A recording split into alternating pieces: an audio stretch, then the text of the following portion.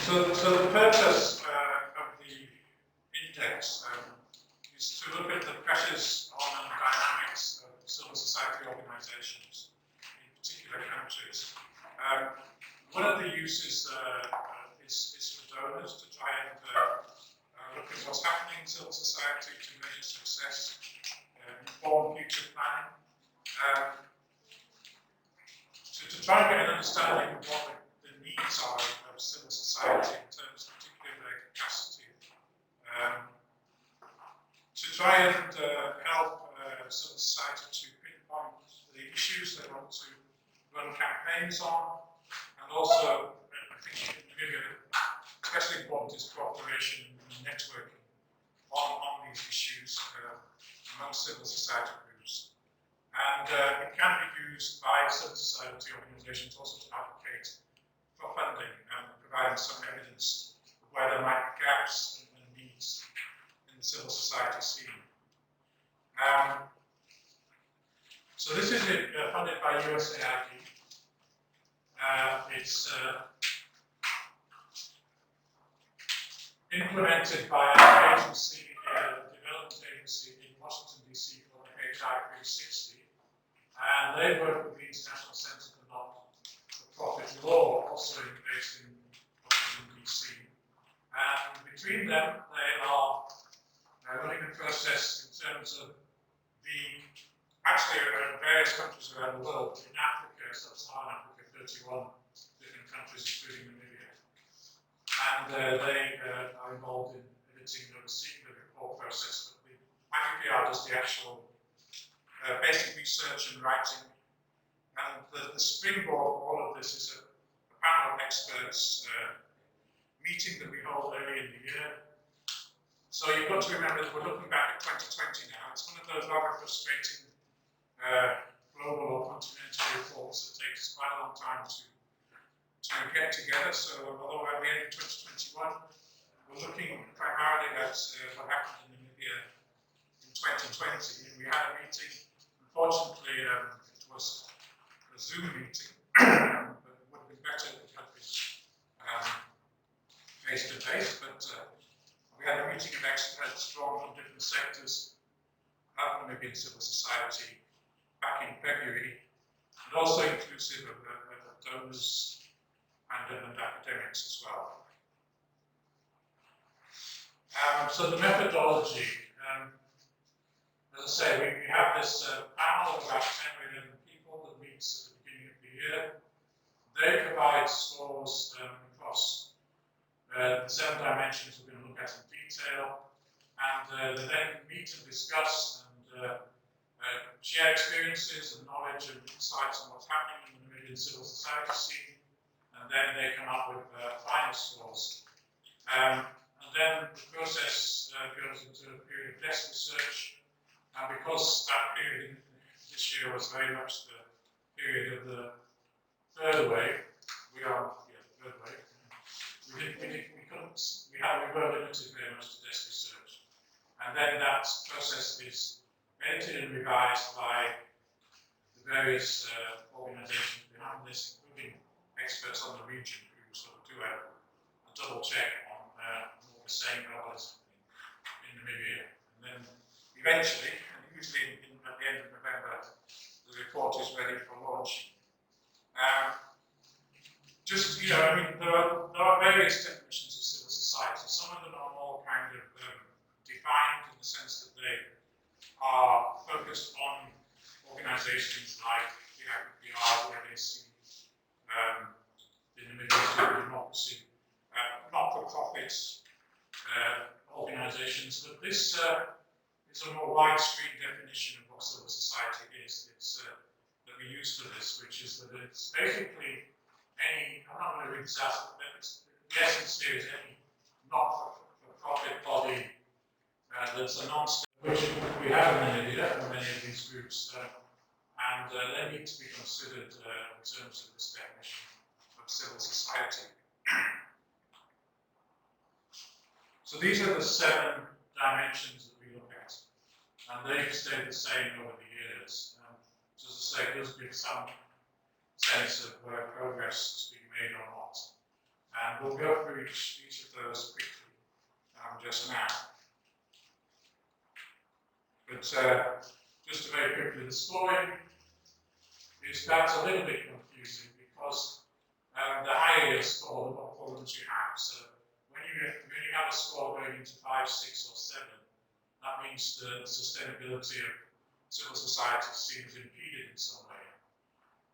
Sustainability evolving or changing for the middle scores and enhanced for the higher scores, for the 1s and 2s.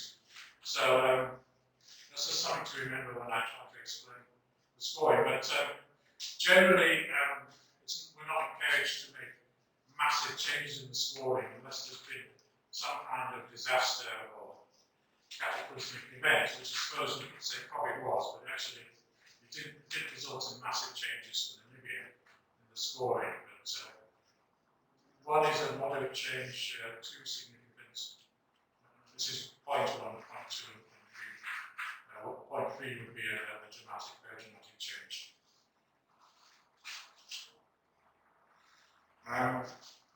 So these are the results for Namibia this year. And this is very familiar, actually, slide from previous years, because since we've been doing this the last 4 years, and even before, when it was done for Namibia, always the worst and the one that's in the danger zone is financial viability. And the others are staying more or less the same, moving slightly up or down. The one that has actually shown an improving trend over the last 3 or 4 years is advocacy. And we'll go into that in a little while, but that means that we're doing well and we're getting better in terms of civil society advocacy.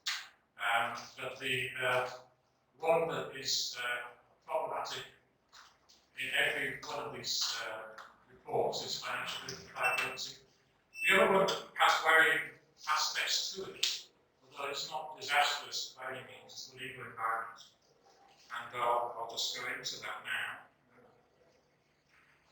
Okay, but first of all, just to try and bring back, it's quite hard to not think about 2021 and actually cast your mind back to 2020. But of course, if we just forget for a moment about the pandemic, we have a lot of other issues going on anyway, even before March 2020. So the recession economy had been shrinking since 2016, and all the socio-economic consequences of that would follow. There has been a SGBV crisis in Namibia for many years, but it was perhaps again reaching a new level of intensity, and it was eliciting responses from civil society, who also were renewed intensity in 2020. And of course, the political context was that the trends of the 2019 national elections were confirmed in the regional elections, in the sense that the opposition was doing much better than it had done historically in Namibia, but not a single opposition party, a range of different opposition parties. We saw the IPC doing well on the coast, the LPM doing well in the south, affirmative repositioning, getting their mayor into place in Windhoek, and so quite a dynamic political situation with the ruling party still in a comfortable position by most international standards, but definitely starting to lose some levels of support, and the opposition gaining, but not in a very coherent way, in the sense that the opposition was picking up votes, not going to one main party or candidate, but to a range of different parties. Not dissimilar in some ways to what's been happening in South Africa over the last few years. Then, of course, we had the COVID-19 pandemic, state of emergency. In the centre of Windhoek, we had smoke grenades exploding in Independence Avenue. And while maybe Namibia did well to kind of not let that amplify and worsen, and although a number of arrests were made, both of activists and journalists, they were ultimately all released without charge. But That was a worrying issue. We have the ongoing issues, of which I've probably only named a few there, but obviously ones that are burning away and also linked to bigger background issues like the genocide, reparations issue, land issue, housing, poverty, climate change and droughts should go together, and corruption.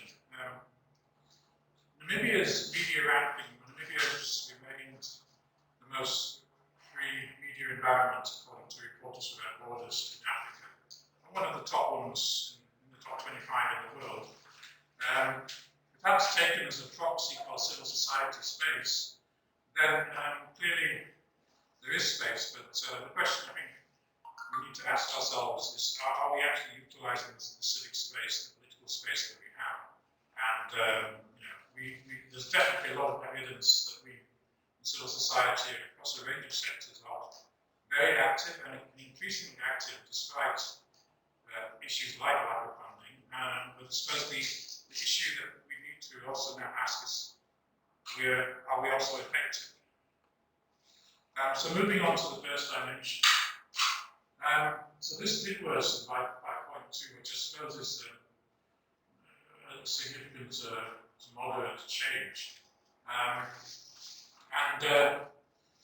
Some of these issues remained the same. It's possible, there's no overall system where we have to register with government, as there are increasingly in many other countries. But generally, civil society organisations are forming themselves as voluntary associations for which they don't have to register. They just have to have a constitution. Or non-profit companies with the Companies Act and Section 21, trusts with the registrar of the High Court, and some are also these non-profits and trusts are also registered as welfare and educational organisations with the relevant ministries in government. One of the reasons I think why things have got worse is because some issues are just not resolved. So the Legal Assistance Centre, the IPPR, the Namibian newspaper, challenged the Research, Science and Technology Act as unconstitutional. Well, initially through negotiations with the Ministry of Education, but when that didn't go anywhere, we eventually decided to turn to the courts, and I think it was about 4 or 5 years ago now. Yeah. And so we are quite infamous for long-running court cases in Namibia, but this one's been going for some time now. Basically, the government has agreed to amend the law, but does not yet come up with a satisfactory version that we think is befitting of our constitution. So there's a back and forth between the complainants and the government on this at the moment. So it still wasn't resolved in 2020. I can tell you even now it's still not resolved. And that is a worry because I think it does cause confusion, and particularly foreigners who want to come and do research here, aside from the normal permissions they would get like a work permit, they're not clear about what they need to do in terms of getting a permit from the National Research, Science and Technology Commission. And it seems the Commission is also ad hoc in the way that it applies the law. We would hope they wouldn't apply it when it's subject to a court dispute, but it does seem to be used as a threat control against some researchers at times. This is the longer this goes on, the more worrying it becomes that it would eventually be imposed, or it will continue to be used to kind of confuse the research environment in Namibia. In 2020, we were still waiting for the Access to Information Law. It had been tabled in Parliament and then withdrawn. It's now been retabled. Yesterday there was a public hearing in the National Assembly with the ICT to move forward. It's been a very, very long time. And then the other issue, I think, which also led to a worsening of the score was the Financial Intelligence Centre, FIC, which has the job of making sure Namibia is not utilised in any way for money laundering, drug trafficking, terrorism financing, and that's international obligation we have under several conventions and treaties. So they're doing the right thing by following that through, but for some reason which still baffles us, I think they somehow identified the civil society sector as being, in fact they said, the main risk area in Namibia. And that might be because we don't have a registration system. But, we were then facing some pressure across civil society, including the churches, to register with the FIC and provide information. We can talk a little bit more about that later on, but definitely it was seen as an attempt to control. It may have been partly a communications breakdown between the FIC and civil society. They didn't really explain their reasons very well for doing this. But of course, in a society where we have fish rods and we have senior ex-politicians and people from the business community accused of massive money laundering, it seems a little bit unnecessary and inappropriate to accuse civil society of being the main risk area for these things. So that I would say that was a negative factor, and also finally what I mentioned already, the October police brutality, which was upsetting, even though Namibia managed to step back from the brink. And so the arrest happened on the Saturday, and by the Monday, I think all the charges had been dropped on the instruction of the Prosecutor General. So we did pull ourselves back from the brink of starting to look like a much more authoritarian state. But it was still a very new development. Organisational capacity, it inevitably is linked to the financial liability, and that's the next dimension. So there certainly was some disruption to funding from traditional donors. I know that we were told by one Western donor that they had to focus on the COVID issue domestically, and there wouldn't be much money available for Namibia in 2020. But in general, the problems here have been ongoing for a number of years. Little capacity and no support for building capacity, and very little support. CSOs operating in ad hoc manners because they're not able to offer stable salaried positions. So this leads to weakened CSOs, the lack of core funding. Very few CSOs have solved this problem. It increasingly requires some kind of innovation, I think, to be able to run an office, to pay a reasonable office rent, to be able to buy a building, and to be able to pay at least a small administrative staff and essential skills. It's a real trick to try and get to be able to do that, and there are possibly various options, but no easy answers. And then the other problem comes is when you have a short-term funding horizon, and you only know that you've got funding for about 6 months or a year at the most, sometimes even less than that. You don't really plan ahead and you don't strategize because you're thinking, how do I pay people in 2 months' time, or how do I keep this project going? So the idea that which donors like, they want us to have 5-year plans, but it's just not possible when so it's not quite hand to mouth, but it's very much a short-term approach that we have at the moment. The positive there, I think, was that CSOs did quite quickly adapt to the COVID restrictions. So using online options for public events and internal meetings. Obviously, I think by the end of the year, we're all a bit tired of Zoom, but actually that did allow us to continue functioning. But it also allowed us to have public events. Sometimes it would have been probably reaching more people than we would have had if we had just a normal meeting here. And that we now, of course, do try to stream live all our events, which we didn't do before. March were held according to the health guidelines, so you had quite effective protests about police violence and so on in the city of Windhoek, where people were following social distancing and using it quite effectively, actually, and sticking to the limitations on numbers as well. So financial viability, I've already mentioned this quite a bit, as being as I say at the bottom there, the most critical concern for many CSOs.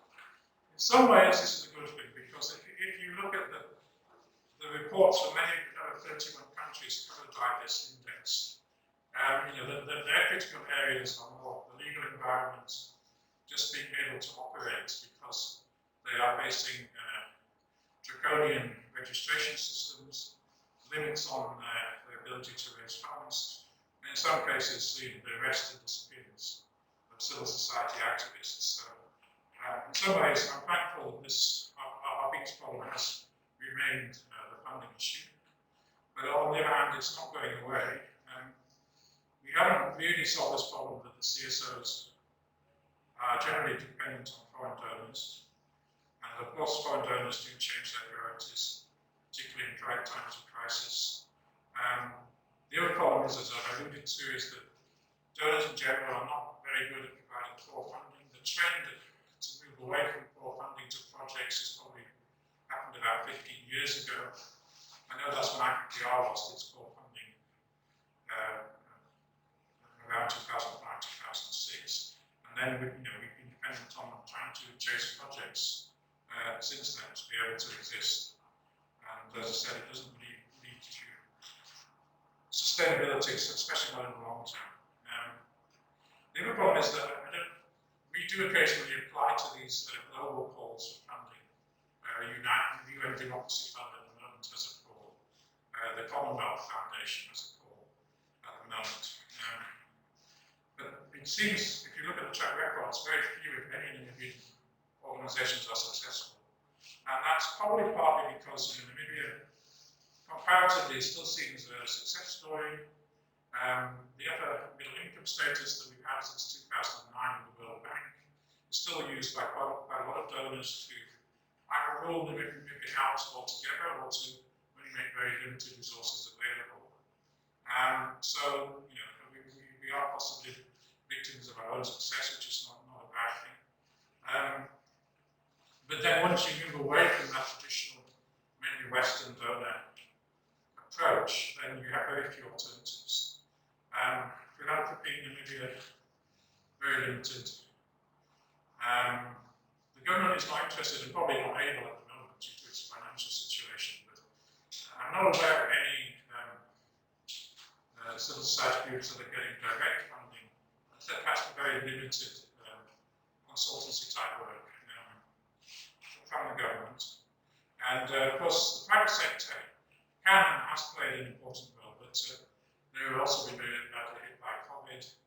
One of the points that came out in our discussion this year was that the environmental sector, which had, to some extent, received quite a bit of support from tourism businesses in the past, that's completely fallen away because of the tourism crisis we have, which of course now is just a whole lot worse with the new variants. Just at the point when we thought that the recovery was possibly in the offing. So yeah, financial viability definitely is still the worst, and the only one that's in the danger zone for us. As I said, advocacy, I think, is definitely going in the right direction. And when we say advocacy, we don't necessarily always mean opposing governments. There's quite a lot of examples of civil society groups working with governments to achieve improvements. The AAC on child protection law and regulations. I think it was the Namibia Development Trust working on forestry legislation reform. The APRM, African Peer Mechanism, has involved civil society in its National Governing Council, has this year, so this will be reviewed in the next report, tried to include civil society in its compilation of national review documents for Namibia on governance issues. And then back in 2020, it was improving because I think the youth activism has been very impressive in recent years. That should be the big campaign, not the big campaign. The big campaign was revitalised, the basic income grant campaign was revitalised in 2020 and has gone on to be more and more active, I think, and really trying to put their arguments across to government very persuasively. We've had, of course, shut it all down, we think of it as a wind up movement, but actually there were activities around the country in the latter part of 2020 against SGBB, and that really put a lot of pressure on government at the time, and the calls for the resignation of the gender minister included, and of course the death of the 4 fishermen in the Zambezi region has prompted activism in Zambezi, or the Zambezi Lives Matter, which has also been, to some extent, not limited to Zambezi, but a national movement that's had demonstrations in Europe as well. So as I say, I think the youth activism of the last few years has been very impressive, and on a whole range of issues, and we've seen that continue this year, the equal rights movement, the use of the courts on the LGBTI issue, and some success there, although the Ministry of Home Affairs is still trying to oppose that. But of course, one of the things about social movements is that they create a huge amount of energy and pressure at a certain time, but how sustainable are they? I suppose that's the question now, if we shut it all down. What happened to all that activity in the late 2020? Because we have the Minister of Gender is still in place and still actually making inappropriate comments.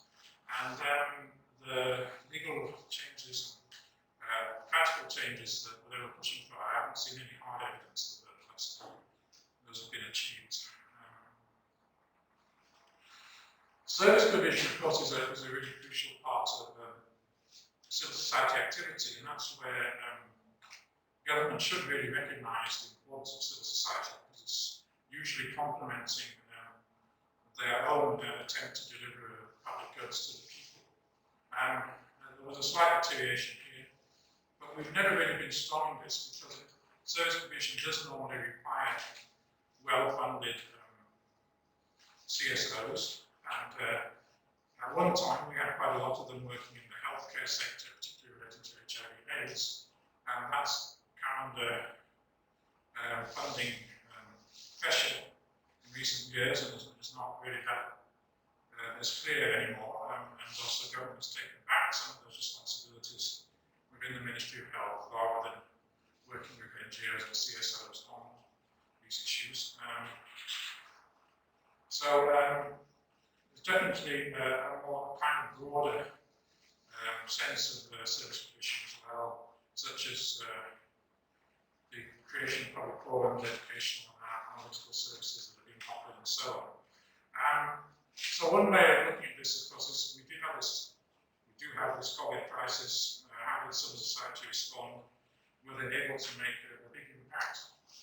I don't think the evidence is that they were able or did have a lot of impact, but there was definitely some very good work going on.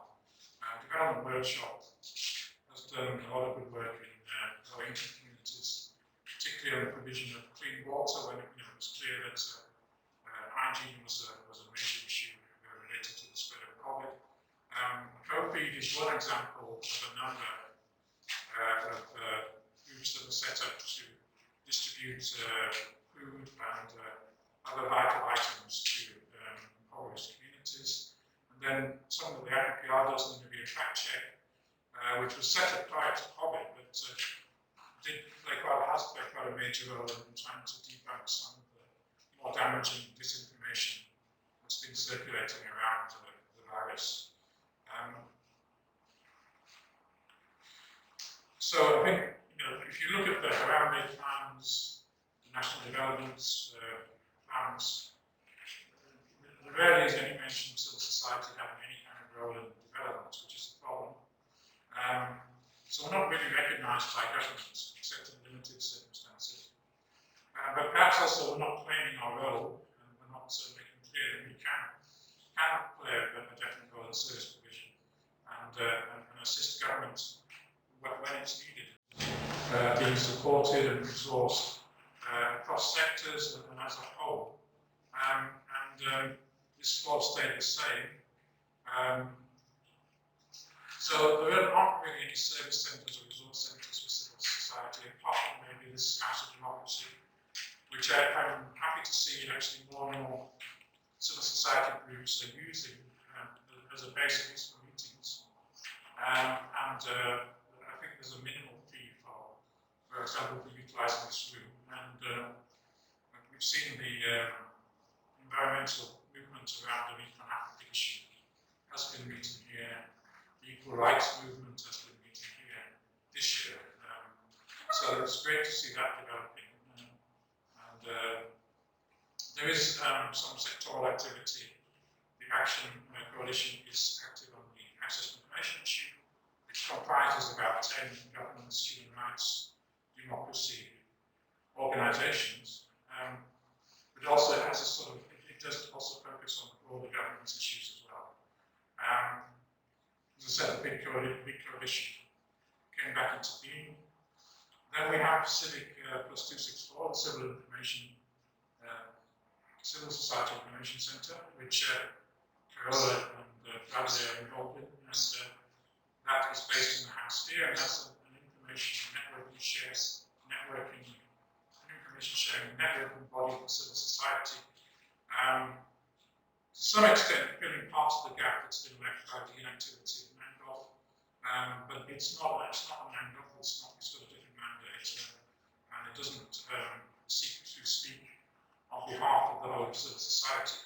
So the fact that there is no overall group speaking on behalf of civil society, some people think maybe we should just leave it to the sectors and that's enough, but I've definitely been in meetings with government where they've used the fact that there isn't really a functioning Mangoff, and there isn't actually an obvious body that could represent civil society in the state.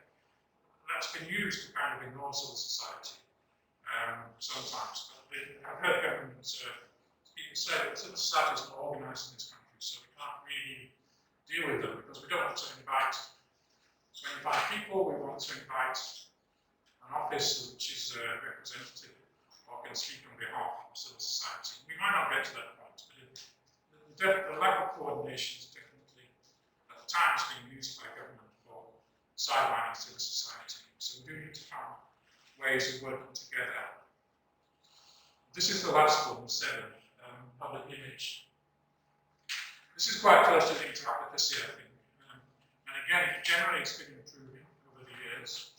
I think because we have a very free media, a lot of media outlets now, so now there are so many radio stations that are also having a current affairs news role. So when you get called by a newspaper, they call you back 5 minutes later and say, can we also interview you for our radio station?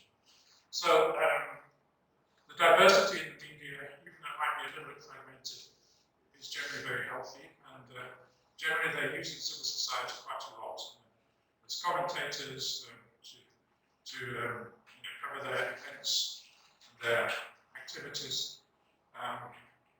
And then the government view of civil society. A few years ago, there was quite a few negative comments from ministers, and often from the president, who at that point seemed to see civil society as failed politicians, or politicians who were trying to sort of influence things through the back door, but didn't have a mandate. I don't know if the quietness now, as I say, neutrality rather than negativity, is a sign of a changed view, or maybe something else, but generally there hasn't been verbal condemnation from governments. In 2020 at least. Obviously minds were preoccupied with COVID, but that wasn't generally a positive thing, which explains why the score improved slightly. And then I think in the past this report has said civil society has never really been using social media effectively, apart from a few organisations. I think the number of organisations now using civil society reasonably well has increased. And that's obviously a good sign. And in many ways, they were forced to do that. The social movement side of things, the youth movement side of things, which I refer to, is extremely active. I mean, probably using Twitter more than anything else, maybe a little bit of Instagram. But things like the Shut It All Down movement and the protests were largely coordinated and mobilized Twitter and other social media. So that was also positive in 2020. I just wanted to, I've alluded to the fact that Namibia is, lucky in a way that our biggest problem is probably financial liability. But this is the Freedom House 2020 status of countries, and the ones that Namibia, Botswana, South Africa are the ones that are rated as free, and then you have partly free and then not free. And I think since this was done in 2020, obviously Zambia has had a change of government, and it seems like a very positive election. Malawi is also probably moving in the right direction. But generally, the cluster of freedom in terms of not just holding elections, but having freedom in terms of public accountability and also civil liberties is now clustered around Namibia, Botswana, South Africa, with Ghana being the exception. There's been quite a deterioration in terms of democracy and human rights in West Africa. So Ghana's the standout in West Africa. So I just wanted to highlight this because if you look at what's happening in places like Uganda, obviously Mozambique has now this incursion in Cabo Delgado. Zimbabwe remains under the cosh of ZANU-PF.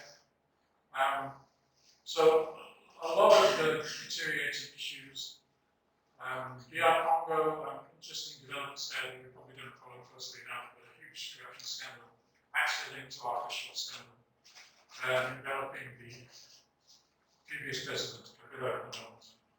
And then of course Ethiopia, the seat of the AU. I was supposed to fly Addis next week. Actually, it was cancelled because of the new variant, but I also thought it might be cancelled because of the reports of the Tigrayan rebels marching on Addis Ababa. So, it's distressing to have the seat of the African Union, in Ethiopia, where the country is driven by all kinds of divisions, which have now fled up into a really horrible civil war. And then, of course, Sudan recently having a coup, other countries in Central Africa facing coups in recent times. So it's a pretty depressing picture overall. And we are kind of, the beacon of light in some of the darkness, really, among some of our neighbours. And the worrying thing is, we need to hold on to that. So that's just the conclusion to that, really. I've said, we need to network and coordinate more effectively and to resolve our coordination issues, because that can be used against us. I think attempts to talk to donors in recent years about this isn't really working for us to be constantly spending a lot of energy and time chasing short-term project funding and not being able to resolve our long-term, medium-term sustainability issues. Hasn't really got anywhere because the donors are very much controlled. There are rigid rules that come from the headquarters in Europe and Mali. So that we still need to open up new lines of dialogue with donors about how we can achieve sustainability. Then just in the context of the last slide, we need to keep holding the line on accountability in terms of holding our leaders to account, and also protecting and maintaining our civil liberties, because the trend definitely across most of Africa, with a few exceptions, is that countries are becoming more authoritarian. A lot of people now continue to Rwanda as a great example of development, but that's really authoritarian development. The kind of civil liberties that we cherish here do not exist in Rwanda. And in fact, it's got a murderous regime where it treats its opponents. And it's very sad, even Western countries are seeing that as any kind of repressive crackdown. We need to utilize the civic space as much as we have. So that's a quick overview of the report.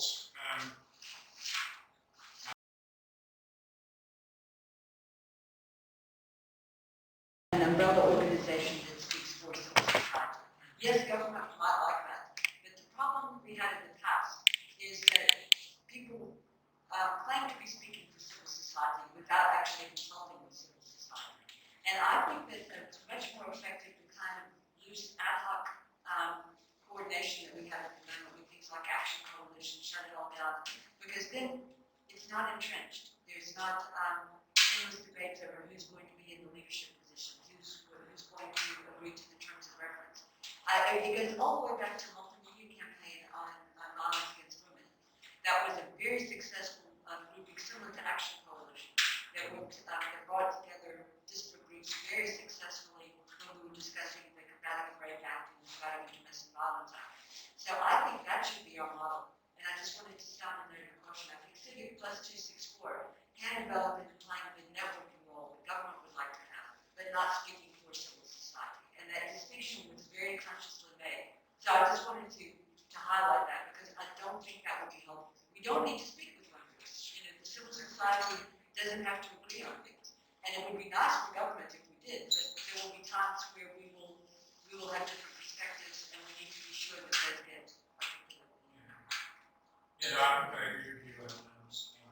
So the danger is that if you get worse than the Muslim crisis, maybe we will be forced into a kind of coalition or something like this. A bit like the constitutional changes in 2014, when a lot of the civil society groups came together in a coalition.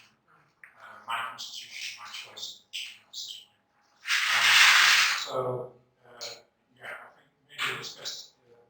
We need to talk to the National Crime Commission and others in government to make sure they understand where we're coming from as well. Yeah, that's it. I actually think it's very important what is happening also currently because I think we are leaving out a big chunk of civil society, which is the community-based organization.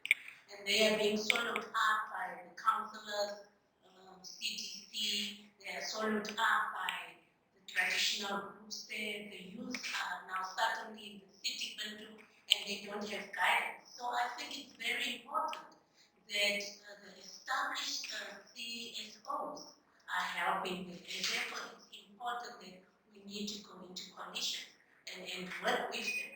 Young people are rising, they get up. I mean, when the slide is down, all down group was in trouble.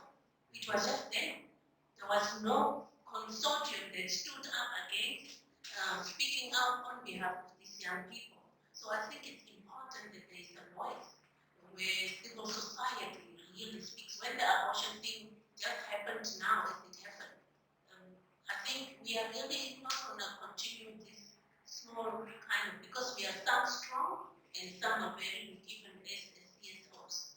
And the strong ones can stand maybe alone against government, but I don't think it can work in the long run. Because even now, with the whole steering of whatever complaint that is here with the vaccination and non-vaccinated, amongst the community, there is fight. And nobody speaks on behalf of those people to say, can we bring you together to understand that this family you cannot fight because the one went for vaccination and the other went. And even the practice of the government giving us food to vaccinate us, what is that? And nobody speaks. If there was a voice for all of us, we could stand and face it right. In terms of our liberties, the government has this kind of thing. Nobody, so we are being shipped through like that.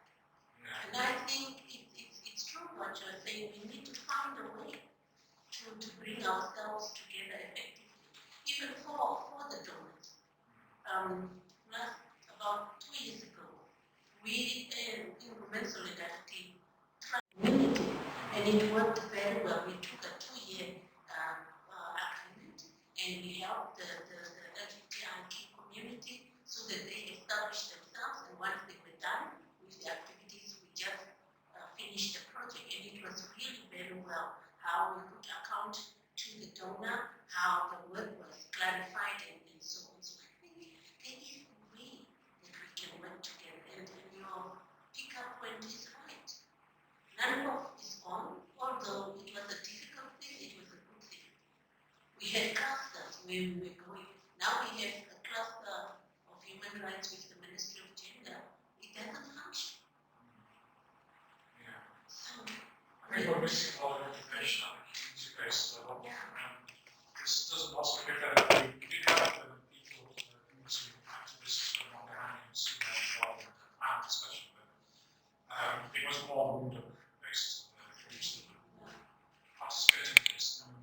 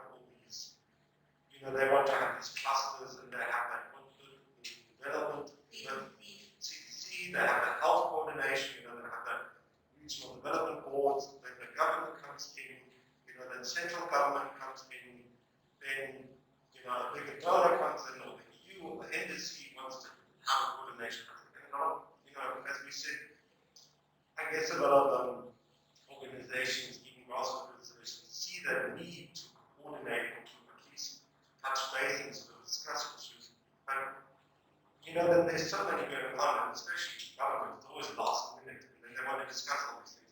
And a lot of them know it's going to be a lot of blah, blah, blah, and then nothing happens, So it's like, I think also civil society has to strike a balance and say, okay, 80 hours is important for us, let's engage with it. We have a strong coalition there with some strong partners. Let's do it. There are some good environmental organizations, let's move forward in that area. Also, gender-based violence, absolutely. But I think there are other areas where, like this fiscal financial intelligence, everybody is sitting there going, we really can afford auditors to look at our books, how we don't really have time or energy or interest in these things. So maybe also just where and how we engage is quite important. So just a thought. Just on that, I think Carola will access this and city is now getting invitations to pass on to civil society from parts of government. But often, like 24 hours or 48 hours notice, they want us to go to a whole day workshop, 2-day workshop. They don't provide the briefing documents or the background of the issue. So I think we've started to say, look, stop doing this. Give us a 2 weeks notice, send the documents. Then we can organise some kind of representation to do this.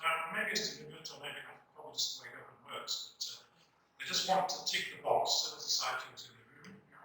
Don't really want us to say anything. This was my thing with the APRM meeting recently, that they don't want us to criticise, they just want to be able to say they consulted us. And that is a problem, and we're going to have to be more forceful. And I think. With the APRM, we have to also concede that civil society was not very keen in the beginning.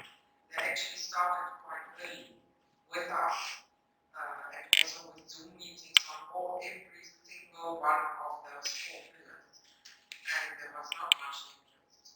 So I tried to popularize the thing and explain and so on.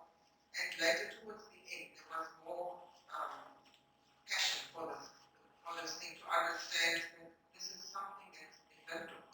It's not something like the UN stuff that is in Geneva or in New York or whatever. It's our, also established quite a good working relationship with the APRM, National Governance Council and Secretariat. But things went totally crazy with this country review mission that came from the Continental Secretariat from Johannesburg, but with experts from all over Africa. And in the launch of the youth unemployment report, suddenly was attached to it, and overnight they wanted people to come to a workshop on harmonizing the APRM findings and recommendations with all the Namibian development plans, Harambe and the NDPs, and nobody could actually go because the emails that came were so confusing. It had one title, then the body of the email had something else, and the whole weekend I had to struggle with these guys here in Belgium to say, what the heck what are you saying? And then the launch was there at State House of this youth report, everything over the weekend, overnight. It was not ideal. So they hear us, and then things come differently because the country review mission or the continental review panel was here, and they just decided, while they are here, they will not do this and this and this and this without taking into consideration that it should have taken some preparation. Yes, ma'am. I'd like to take what Roll is saying. I think it's a broader problem because we actually get invited to many, many, many important meetings, but there are too many. It's the report after the African Charter on Human Rights and the African Charter on Child Rights and then the Convention on Rights of the Child and Mosquito. So many reports, but I think one thing that we need to look at is how can we assist government to engage better with civil society. If there were one workshop going all of those reports, which are in any event overlapping, then maybe civil society would participate effectively. But right now, it's many last minute invitations to many meetings. And it's also our experience, what you were saying, that we offer written comments, which seldom get incorporated. So it's also thinking, well, we actually really did try to make an input, but we get that feeling we got something there.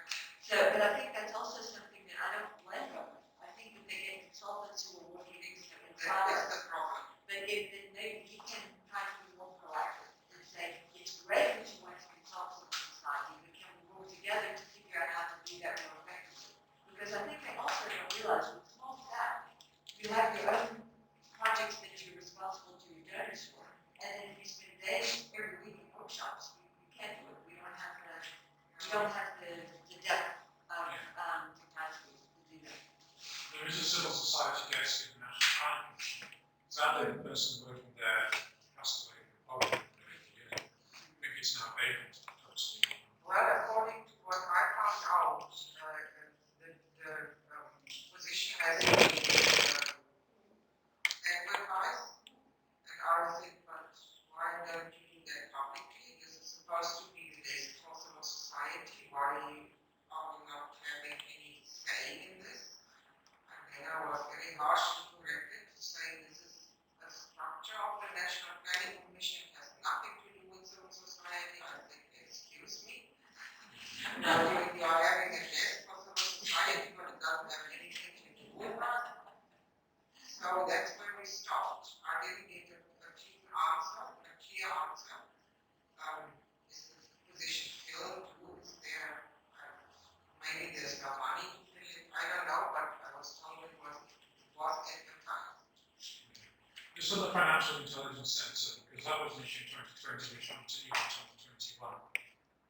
It seems to be more calm now, is it? What happened? Yeah, it was brought about, the creation of the Financial Intelligence Center with civil society and the churches was brought about because of the amendment of the Financial Intelligence Act, where they added civil society to be one of the, what do they call this,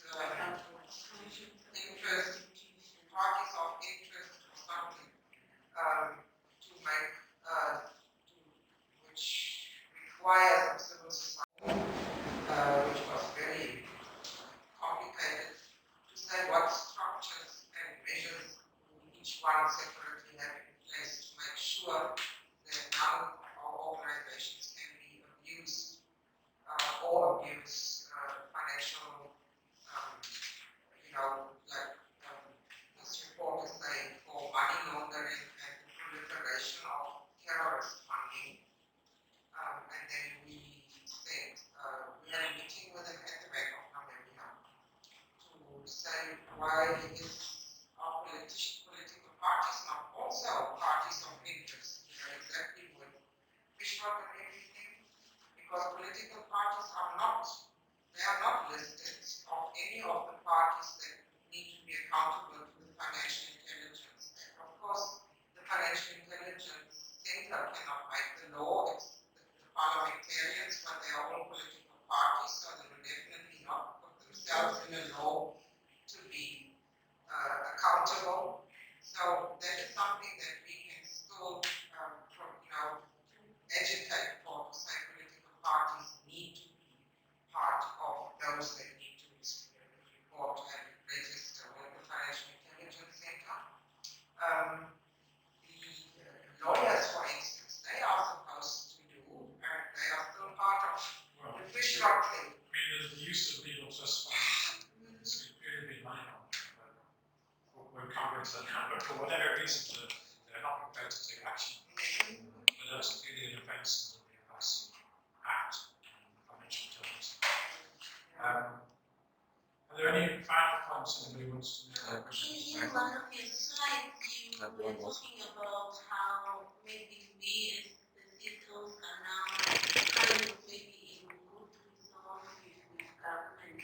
But I think, Graham, that what actually happened is government has looked maybe and said it's really literally ignoring us, ignoring the existence of civil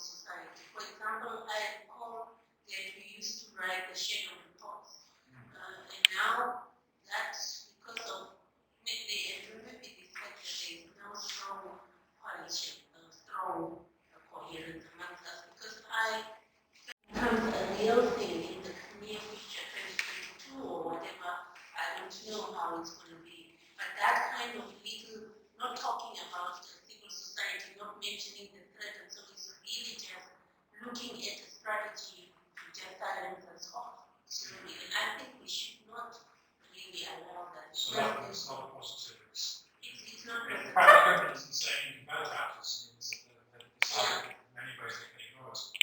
I think several times this year, myself and NAMIBIA have been invited to particularly State House consultations about the new Harambe plan and so on. And then a couple of days later, somebody else phones and says, I'm sorry, you're not on the program. There's a logistical change, some excuse used. So we clearly, for someone on board at State House, like we are, there's no way we can go there. But when we found out later who went and spoke, it's like a consultant who, to be honest, we're not saying who's who's been paid by government and is not going to criticize them. So they're very much opted for that option. They don't want to hear critical voices. And that's probably just an explanation as to why kind of ignore them. So it's up to us to insert ourselves, I think, to make sure that we are not ignored. Just my last is, how do we discuss with the donors? That story is really very critical. Of course, we covered, but also that downfall kind of. There was a point sometime that they wanted us to work as consortiums and apply in that way. So maybe to come back to build up the relationship again, one must maybe look at how do we also use our strategies to maybe become and working through consortiums and maybe help to bring back the funds on behalf of those on the ground here. Because I think the donor and us relationship, although some of us maybe have not been standing tall in terms of the requirements, but I think again to just revamp and reassess ourselves and then move that, because I heard some of the main donors, like our is again we need to come back, but maybe much more different. So That's a good point. Laura, did you want to respond?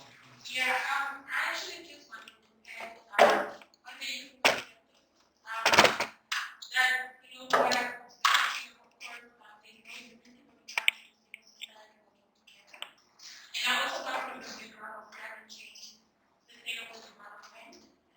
And currently working on a project where we are creating a task force on climate change, where we're putting civil society, community-based organizations together so that we can form like a coalition where we discuss issues and challenges as well, or even just when we just come, they actually have a starting point of where to go and who to consult, who's doing what.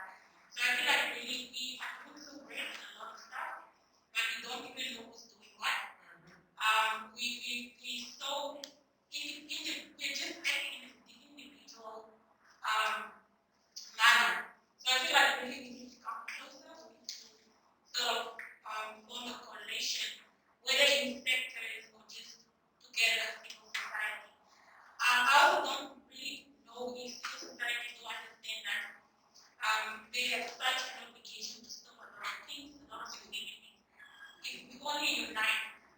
I understand the process of the GCA, for example, and Green Climate Fund, which funds most of the projects here in NAMIBIA, community projects. But I don't know if you also do know that we can be part of them development networks that sort of go through these project proposals before they are implemented in our communities. Then you can also have an opportunity to go through these objectives and see if they are really intended for the communities that they are proposed to be implemented for. So I understand that we really need to do a lot in advocacy, but I also want to put it out there that we hold such a great momentum and then united we really just do a great job together. And there's so much out there, we should decentralize stuff, take them out there to the community. Yes, I think environment is definitely one sector where we can work together. I mean, I'm quite interested in the anti-fracking and anti-Pan Africa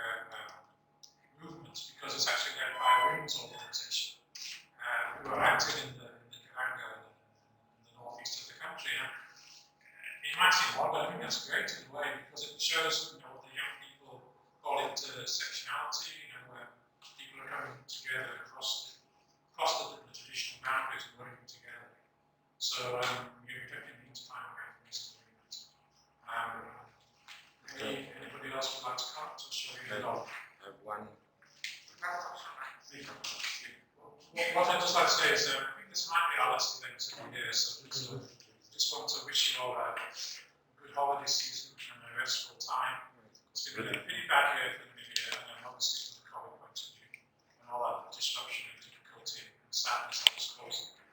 Let's hope we don't have a bad fourth wave. It seems like all of a sudden to have some kind of fourth wave. If you look at the numbers in South Africa, but please stay safe. This is our last event. We're not quite sure. We might do some agreements in the direction. But please look forward to seeing you again next year. And let's continue the dialogue and conversations. Thank you very much.